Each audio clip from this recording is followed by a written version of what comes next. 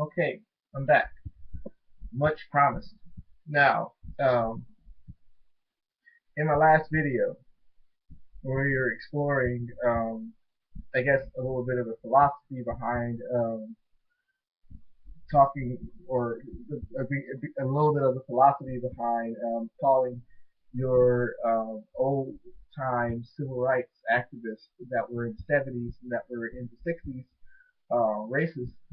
Um, basically basing it on an idea that they felt they feel by any way is superior to a different class of people, um, and in exploring why we especially if you were to look at any of the things that I put on my walls or any of the people that I talk to, we come to that it's a lot of it's conservative dog, a lot of it's conservative dogma, although the conservatives have not proved themselves to be to they prove themselves to be passive in their in racial means and stuff. Anybody asks me, it's the Democrats that seems very active. If you were to do the research, it's something I would challenge the rest of Black America to do. Don't trust a guy with the Movember beard and the crazy hair, the hairline. But yeah, do your own research. Now, after this, I'm gonna want some money because you guys are gonna realize just how good I am. Why?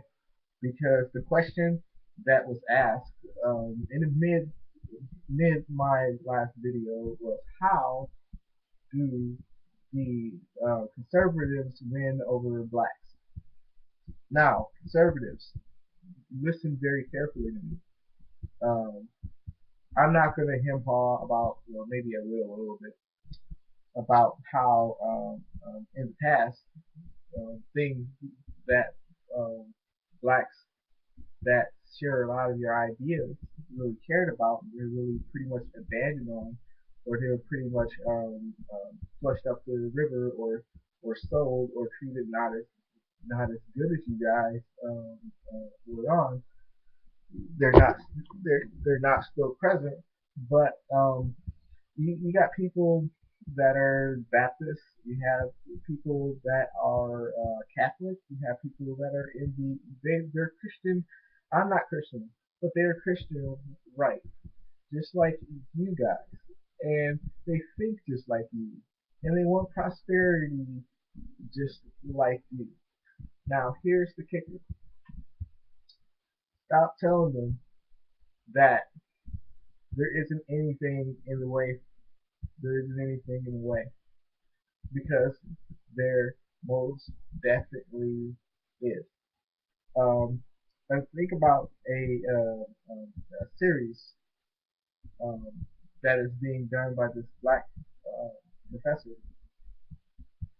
um, talking about the struggles of blacks during the Reconstruction, and how there were congressmen, and like even during the civil rights with Martin Luther King. There were blacks that sold out blacks that were talking to whites, but the really intelligent people were the ones trying to foster and bring in the line of communications, because that's how we get places. That's how we get places. Um, Again, I want to use that one of the complicated words that I used in the last post. That is cognitive dissonance. Um, if you find yourself having to overextend and trying to understand people whose culture is probably slightly different from yours, just because um, let's let's face it, we've been mostly domesticated and have to live by the dominant culture. Um, then you have a lot of people in common with you. Now, an alienation factor. Why are the blacks not with you? It's not because that they see you as being white, because me, skin matters. Skin doesn't matter. Look at me.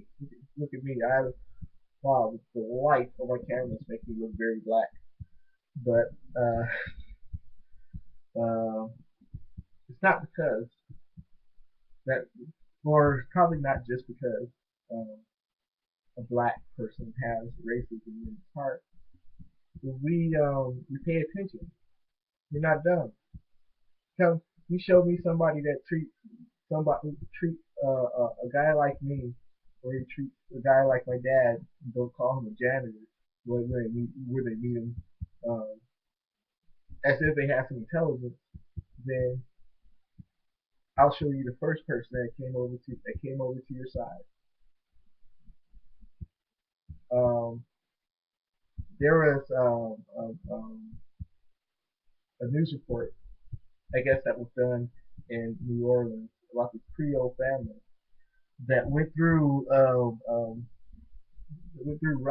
robbing the store.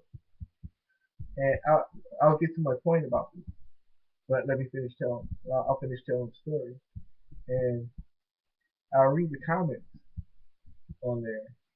And we have these people. I'm sorry, these are not the blacks making these comments, but we have these people making these comments as if they're sinless. They're sinless. That they themselves are not poor. But and the other thing, the other thing.